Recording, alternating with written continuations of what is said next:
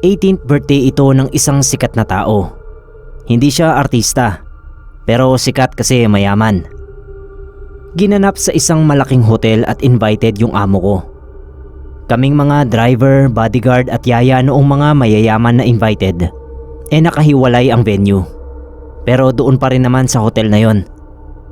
Nagkukwentuhan lang kami at kumakain. Hindi kami nauubusan ng pagkain kasi yung isang taga-catering sobrang bait. Naglalabas siya ng masasarap na pagkain para sa amin. Ipinagbabalot pa nga kami kasi hindi naman daw mauubos yung pagkain. Mahihina raw kasing magsikain yung mga bisita kasi panay nagda-diet. Mga model kasi at artista kaya dapat mga sexy. Sinulit namin yung kabaitan ng waiter at nagpahingi kami ng autograph doon sa mga bisitang idol namin. Ayos naman yung party hanggang sa pagbalik ng waiter. Malungkot na siya. Mawawalan daw yata siya ng trabaho. Nagulat kami kasi baka kasalanan namin. Baka dahil labas siya ng labas ng pagkain o dahil papicture siya ng papicture o hingi ng autograph sa mga artista. Siyempre trabaho niya nga namang mag-serve at naroon sa party yung mga artista dahil gusto lang nilang makiparty. Tapos may makulit na fan. Di nag-alala kami. Sabi namin bumalik na siya. Huwag na niya kaming intindihin. May isa pang driver na nagsabi na kung mawawala ng trabaho yung waiter, tawagan lang siya dahil baka matulungan niyang makapasok sa fast food kung saan manager yung anak niya. Ngumiti lang yung waiter at hindi kumibo. "Brad, pumasok ka na sa loob," sabi ko. "Pasensya ka na sa amin," sabi ko pa. Kaso Sir Neb, eto na nga. Hindi pa rin kumilos yung waiter hanggang sa narinig na namin na nagsigawan yung mga tao. Yung mga taga-kusina nagtakbuhan palabas. Tapos kinawayan kami na tipong nagpapanik at nag-iiyakan na ewan. Naghahanap sila ng pwedeng maghatid sa ospital. Yung iba may nakasalpak na cellphone sa tenga. Lahat sila natataranta. Di kami naman nag-aalala na. Ano bang nangyayari? Yun daw isa nilang kasamang waiter. Nasaksak sa dibdib. Patay na. Hindi ko na napansin kung sino yung bumuhat sa katawan at nagsakay sa kotse ng kung sino kasi nangilabot na ako. Yung mabait na nagdadala sa amin ng pagkain, nakahandusay. May pagkalaki-laking kutsilyo na nakatarak sa dibdib. Gulat na gulat kaming lahat kasi kausap lang namin. Kausap lang namin siya bago maglabasan yung mga taga-kitchen. Paano nangyari na nasa loob siya? Ang sabi, may nakaalitan daw yata na kasama sa trabaho. Hindi raw yata nakapagpigil kaya tinarakan ng patalim. Pagbagsak daw nauntog pa yata. Nakakapangilabot na ilang sandali pagkatapos niyang mamatay, bumalik pa siya sa amin at nakipag-usap. Kaya pala ang sabi niya, mawawalan na siya ng trabaho.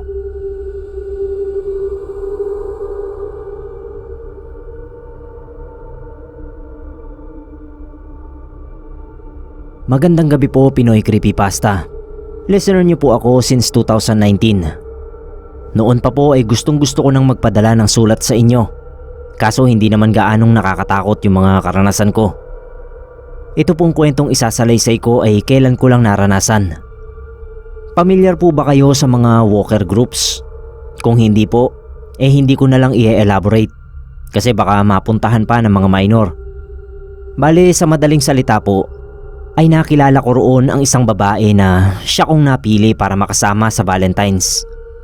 Anyways, balik po sa storya. Nakilala ko sa group si alias Megumi. Yan talaga yung ginagamit niyang pangalan. Pero after nung nangyari sa amin hindi ko na mahanap yung account niya. Kahit doon sa group, nawala yung mga post niya. Sinabi ko yung pangalan niya kasi obvious naman na hindi yun ang totoo niyang pangalan. Pang Japanese yung pangalan pero morena siya at malaki yung mata. Ayun nga, nagpost ako na naghahanap ng makakasama sa Valentine's. At isa siya sa unang nag-comment.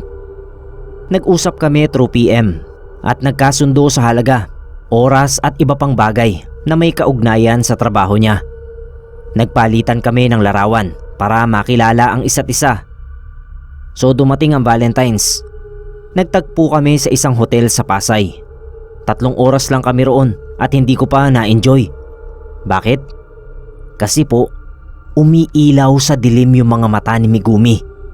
Sabi niya contact lenses lang daw yun, kaya pinatatanggal ko sa kanya. Kasi hindi ako komportable sa mga mata niyang parang aswang, multo o zombie. Basta umiilaw na kulay dilaw. Pero ang walang niya ayaw alisin. Sinabi ko sa kanya na unless aalisin niya, hindi namin tutuloy ang trabaho at hindi ko siya babayaran. Siya pa ang nagalit, ang arte ko raw. Hindi naman daw mata yung aanuhin ko. Nagtalo kami hanggang sa nagbihis na ako at iiwan ko na sana siya. Hinawakan ako ni Megumi sa braso at sinabing ituloy na namin. Pipikit na lang daw siya. Ayoko, kaya hindi ako nagpapigil. Naramdaman ko na lang na sobrang higpit ng pagkakahawak niya sa braso ko. Kaya ako lumingon sa kanya. Gigil na gigil yung itsura niya at bumabaon talaga ang mga kuko niya sa balat ko. Pilit kong tinatanggal ang kamay niya sa braso ko. Kaso ang tigas, kaya sinigawan ko na siya. Noong hindi pa rin siya bumibitaw, sinapok ko na sa muka. Ayaw talagang bumitaw kahit paulit-ulit ko nang sinuntok. Medyo kinabahan na ako kasi kakaiba na talaga siya. Sinuntok ko uli sa muka. Nabali yata yung ilong niya kaya dumugo. Dinilaan niya yung dugo at parang noon siya nahimasmasan. Noon ako binitawan ni Megumi at nag-iiyak bigla. Nagsorry siya tapos nagbihis na rin. Hindi na siya nagpaliwanag o ano. Basta na lang lumayas kaya umalis na rin ako. Hindi ko alam kung ano ang nangyari noon. Bakit umiilaw yung mata niya? Bakit ang lakas niyang humawak? Nagpasa yung braso ko. Hugis kamay pa nga. May bakas pa ng bumaon na kuko. Nag-deactivate na yata yung Megumi kasi hindi ko na mahanap. Pero magmula noon, hindi na ako naghanap ng ligaya online. Nakakatakot.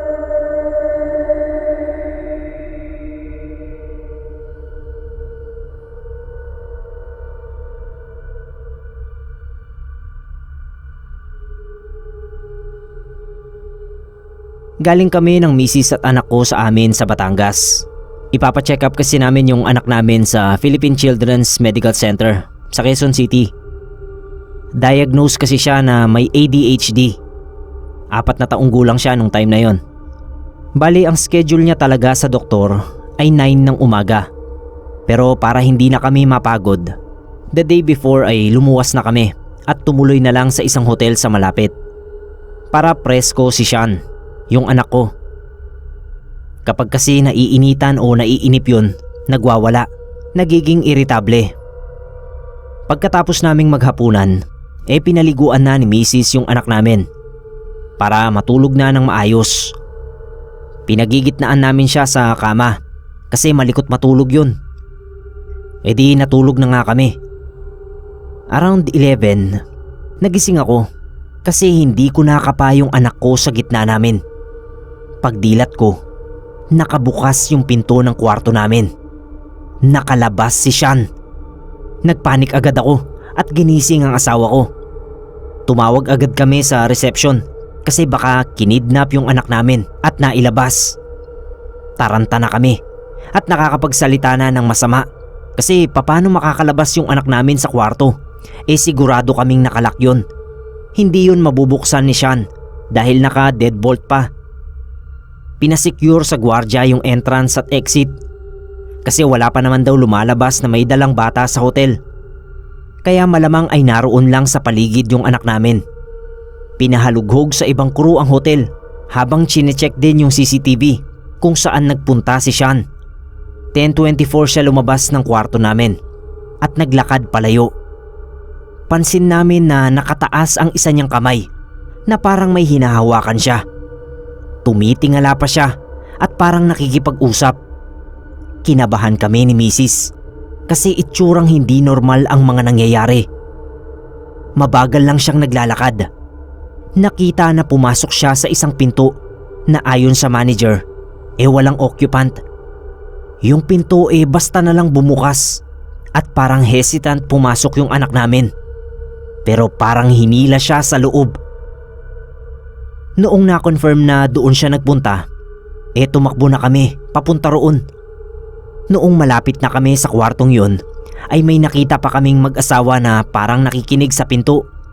May naririnig daw kasi silang umiiyak na bata sa loob. Lalo kaming nagpanik ng asawa ko kasi naririnig na nga namin si Sean na tinatawag kami.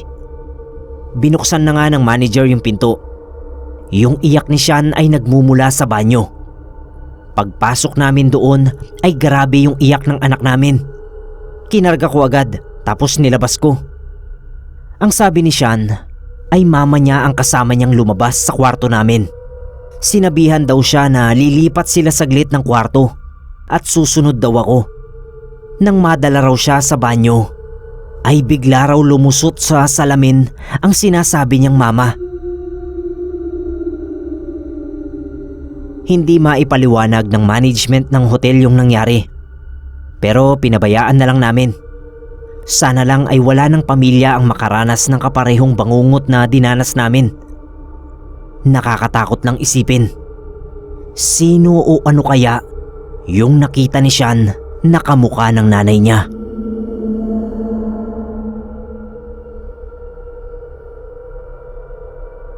Good morning po Sir Neb at sa lahat. Hayaan niyo pong ikwento ko itong experience namin ng mga kaibigan ko noong nagbakasyon kami sa Palawan. Pare-pareho kaming fresh graduate noon sa kursong tourism. Pagod sa mga requirements and all. Gusto muna naming mag-relax kaya Palawan ang pinuntahan namin. Nag-check-in kaming 4 sa hotel at nagpahinga muna bago gumala. Sa sobrang pagod siguro kaya hindi ko na namalayang dinner time na pala. Nakababa na yung mga kaibigan ko at naiwan ako mag-isa sa kwarto. Nagising lang ako kasi parang may malamig sa paa ko. Yung parang may tumutulong galing sa freezer. Sobrang lamig kaya nagitla ako at napasipa. Nainis pa ako at minura yung kasama ko kasi iniisip ko pinagtitripan nila ako. Pinasok ko yung paa ko sa kumot at nakatulog uli ako. Then maya-maya, sa mukha ko naman yung tumutulong malamig na tubig. Napahilamos ako at bumangon. Guys, ano ba? Bastusan lang? Sabi ko habang half awake. Palinga-linga ako pero wala yung mga kaibigan ko. Akala ko nagtatago lang sila kaya minura ko uli. Sumigaw ako at matutulog sana uli. Pero nagring yung cellphone ko. Number ng isa kong kaibigan. Tinatawagan ako para daw bumaba at mag-dinner na. Natawa ako kasi ang alam ko noon pinaprank nila ako. Nananakot pa. Kunwari wala sila dun sa kwarto at may nambabasa ng paa ko. Tinawanan ko lang sila at bumaba na rin ako. Tanggi sila ng tanggi na sila yung nambabasa ng paa ko. Pero hindi ako naniwala. Magto 2 AM kami bumalik sa hotel para matulog uli. Yun nga lang, habang natutulog sila, ako na natiling gising. May nakikita kasi ako sa isang closet. May nakikita akong mahabang basang buhok sa pintuan ng closet. Parang may babaeng nakakulong sa loob nun. Natatakot ako pero hinayaan ko na lang hanggang sa mag-umaga. 1 week kami sa Palawan pero palagi ko pa rin nakikita yung buhok. Naroon sa closet at basa. Pero kapag naman binubuksan ng mga kaibigan ko, wala namang tao. Parang ako lang yung nakakakita dun sa buhok. Kaya hindi na ako nagkwento. Last day namin sa hotel at uuwi na kami. Nagsalita yung isa naming kaibigan. Ang sabi niya, pasalamat daw siya na uuwi na kami. Sa wakas daw ay hindi na niya makikita yung babaeng palakad-lakad sa kwarto namin. Basang-basa raw at nakasarong na pumapasok sa closet.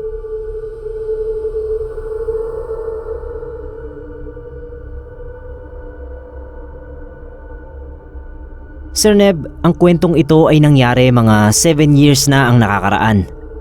May family outing kami nun. Actually parang reunion na yon. Kasi nandun lahat ng tito ko. Hindi ko na i-mention kung saan exactly. Basta kinailangan namin na mag-stop over nun. Nag-check-in kami sa isang hotel. At doon na muna kami nagstay para kinabukasan, biyahe ulit. May mga kasama kami na hindi naman namin talaga kilala. Kaya rin ilang kwarto ang okupado namin. Merong isang bata doon na napaka-weirdo. Kamag-anak siya ng asawa ng tito ko. Kaya ako nasabing weirdo. Kasi palaging nakatingin sa akin. Yun bang as in hinuhuli niya pa yung mga mata ko. Tapos makikipag eye to eye. Nakakapangilabot talaga. Pero hindi ko na lang inintindi. Bandang 9 o 10 PM, yung buong family kumakain sa resto ng hotel. Pero ako natulog lang. Naalimpungatan ako. Kasi yung weirdong bata, nakita ko na nasa loob ng kwarto. Pinagmamasdan ako. Napasigaw na ako. Tinanong ko kung anong problema sa akin. Wala akong naintindihan sa sinagot niya. Ang sabi niya, ayaw kong makialam. Pero may masamang mangyayari kapag hindi ka lumabas dito. Nabuisit na ako nung time na yon. Kaya iniwan ko siya dun. Sinabihan ko pa siya na bahala ka sa buhay mo.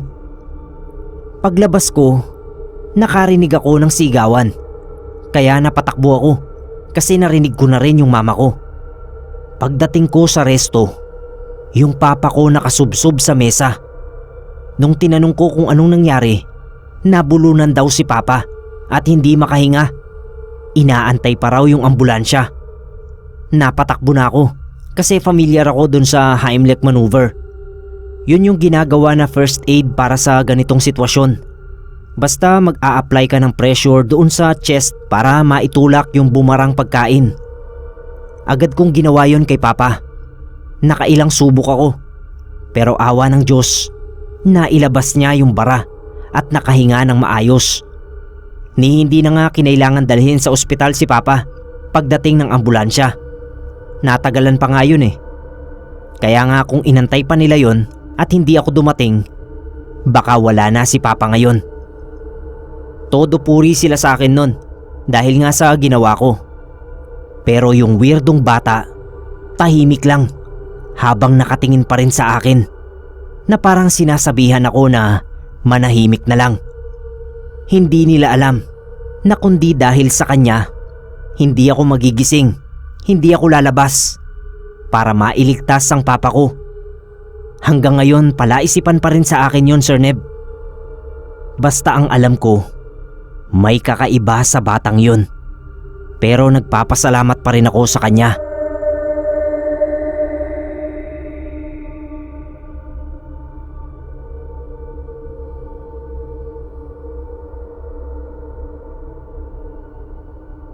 Mga kapasta, maraming salamat po sa mga nakinig ngayong episode natin.